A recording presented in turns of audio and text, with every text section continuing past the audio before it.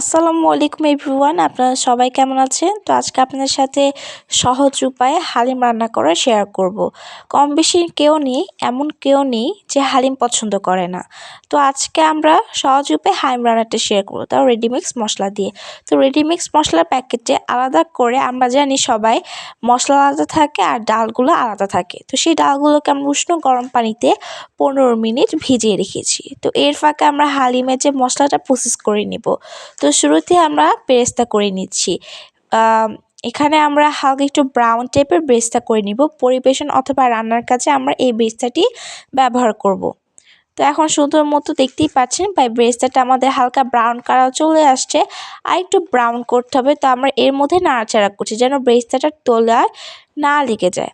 তো দেখতেই পাচ্ছেন সুন্দর মতো ব্রাউন হয়ে গেছে। এখন আমরা তেল থেকে ঝরিয়ে একটা পাত্রে সুন্দর মতো সেই বেরেস্তাগুলো রেখে দিচ্ছি। তো দেখতেই পাচ্ছেন, তো সে অল্প কিছু বেরেস্তা রেখে সেটার মধ্যে তেজপাতা, আদা রসুন বাটা সুন্দর মতো দিয়ে দিচ্ছি। তো দেখতেই পাচ্ছেন আপনারা। তো এখন আমরা সেই সব কিছু যে মশলাগুলো দিলাম সেটাকে আমরা সুন্দর মতো নাড়াচাড়া করব। আপনারা একটু বেশি করেও নাড়াচাড়া করতে পারেন।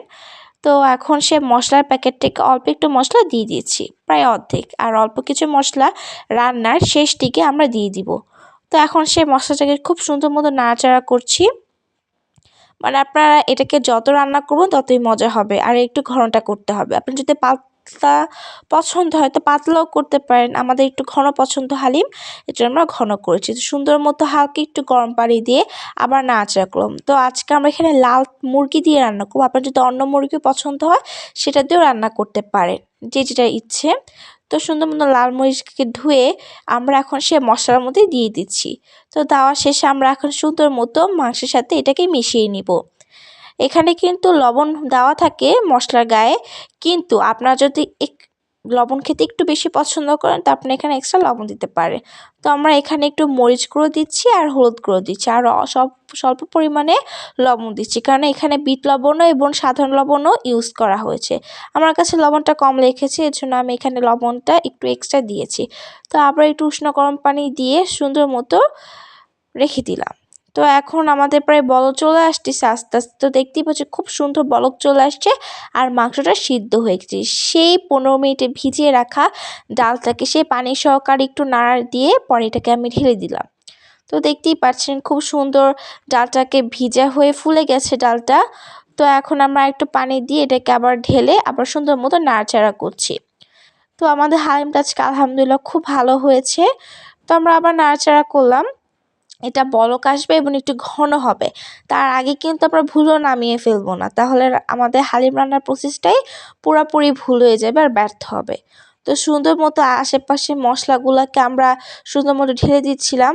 তো আবার নাড়াচাড়া করবো, যেন এটাও আমরা ফলো করবো যেন এটাকে তলায় না লাগে। কারণ রান্না করার সময় আমরা দেখি তলায় লেগে যায়, বা এই যে আমরা একটু হালকা আঁচ দিব, বেশিও আমরা হাই দিব না, লো দিব না, চুলার আঁচটা হালকা দিব। কিন্তু আস্তে আস্তে বলক চলে আসছে দেখতেই পাচ্ছেন। তো একটু কিছুক্ষণ পর ঢাকনা দিয়ে উঠিয়ে দেখলাম আমাদের হালিমটা ঘন হয়ে গেছে, ঠিক দোকানের মতো পারফেক্ট স্টাইলের হালিম তৈরি করলাম।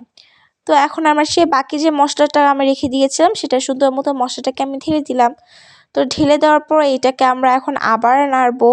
যত নাড়বেন ততই ভালো হবে। তো আজকের সঙ্গে কিন্তু হালিম করবো না, সঙ্গে আমরা যে সবসময় খাই, এটা কমন একটা জিনিস, সেটা হচ্ছে নান রুটিও আপনাদের সাথে শেয়ার করব। অল্প কিছু উপকরণে কীভাবে নান রুটি তৈরি করা যায় বা আটা দিয়ে, সেটা আপনাদের সাথে শেয়ার করব। তো আমাদের প্রায় রান্না শেষ, হালিম রান্না। আর সুন্দর মতো একটু নাড়াচাড়া করছি, কেননা তলায় লাগলে এটা পুরো ব্যর্থ যাবে। তো এটাকে আমরা সুন্দর মতো নেড়ে এখন পরিবেশন করছি আমরা সুন্দর একটি পাত্রতে। তো এখন আমরা সুন্দর মতো পাত্রটাকে হালিমটা ঢালছি। আপনার যতটুকু নিতে ততটুকুই হালিম আপনারা খাওয়ার জন্য নিবেন। তো সুন্দর মতো ঢাললাম। তো ঢালার পর এখানে আমরা সেই বেরেস্তা করা পেঁয়াজ দিয়ে দিচ্ছি শসা, দিয়ে দিচ্ছি টমেটো, দিয়ে দিচ্ছি কাঁচামরিচ, আর সর্বশেষে দিয়ে দিব স্মেলের জন্য ধনিয়া পাতা। আপনারা ধনিয়া পাতা ছাড়া কারি পাতাও দিতে পারেন, কারি পাতার স্মেলটা একটু বেশি। তো আপনারা এখন সুন্দর মতো পরিবেশন করে মাঝখানে লেবু দিয়ে দিলেন। এই যে আমার হয়ে গেল একদম দোকানের স্টাইলের হালিম। এটা ছোট বড় সবাই খেতে পছন্দ করবে। এছাড়াও যদি আপনারা ট্রিক্স আর টিপস চান, আপনাদেরকে পরে আপনার সাথে শেয়ার করব। তখন আমাদের হালিমটা আপনার সাথে কেমন প্লিজ কমেন্ট বক্সে জানিয়ে দিবেন। এখন আমরা সেই মজাদার নান রুটি রান্না করব। সেটা একটু সফট হবে, জুসি হবে, অন্যরকম। তো এখানে আমরা 2 কাপ আটা দিয়ে দিচ্ছি। আমরা জানি সবসময় নান রুটিটা ময়দা দিয়ে করে থাকে, বাট আপনার সাথে বললাম আমি আজকে সহজ উপায়ে নান রুটিটাও শেয়ার করব, এই জন্য আমি আটা দিয়ে তৈরি করছি।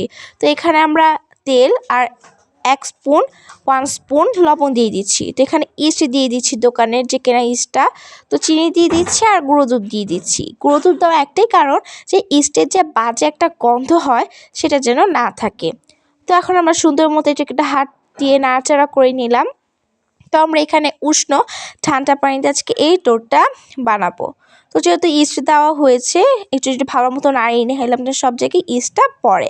তো এখন আমরা সেই 1 কাপ পরিমাণ ঠান্ডা পানি নিয়ে নিচ্ছি। যদি আপনাদের মনে হয় না আমি ঠান্ডা পানি দিব না বা কাঁচা নান রুটি করবো না, আপনারা উষ্ণ গরম পানি দিতে পারেন, সমস্যা নেই। বললামই তো আজকে আমার মতো আমি নান রুটি বানাবো এবং আপনার সাথে শেয়ার করবো। যদি আপনার ভালো লেগে থাকে প্লিজ আমার চ্যানেলটাতে সাবস্ক্রাইব করে রাখবেন, আপনাদের কমেন্ট করে রাখবেন। যদি আপনাদের মূল্যবান বক্তব্য থাকে তো সেটা আপনার সাথে শেয়ার করতে পারেন। তো এখন আমরা অল্প অল্প পানি দিয়ে এটাকে সুন্দর মতো ডোর করে নিচ্ছি। আসলে আমার ক্যামেরাম্যান হচ্ছে আমি একাই, আর আমাকে একা করতে হয়, তো এই জন্য আমি হাত দিয়ে একা একা করছি, মানে সবটুকু শেয়ার করা আমার জন্য একটু অসম্ভব। এখন সুন্দর মতো আমরা এটাকে করে সুন্দর মতো ফয়েল পেপার দিয়ে ঢেকে নিয়েছি।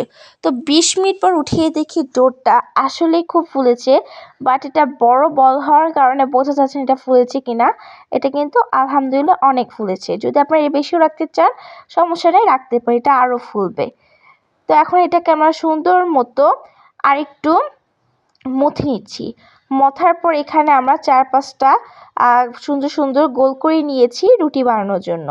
তো এখন সুন্দর মতো একটা বেলুনে আমি নিয়ে অল্প একটু আটা দিয়ে সুন্দর মতো এখন এটাকে আমি নান রুটি করবো। আর নান রুটি কিন্তু পাতলাও হবে না, মোটাও হবে না, মাঝারি হবে। এটা কিন্তু রুটি নয়, এটা হচ্ছে নান রুটি।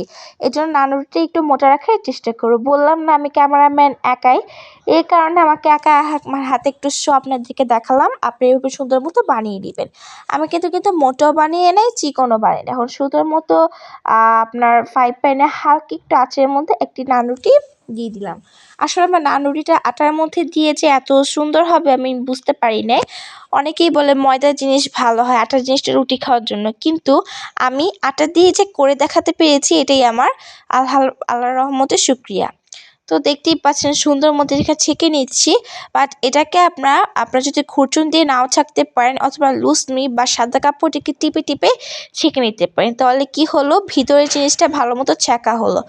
আমি প্রথমে খুরচুন দিয়ে এটাকে ছাঁকছিলাম, পরে ভাবলাম না এটা আমার হচ্ছে না, আমাকে লুসমি দিয়ে করতে হবে।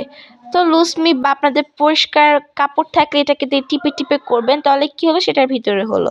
নান রুটি হয়ে গেল। আজকের মতো ভালো থাকবেন, শুধু আল্লাহ হাফেজ।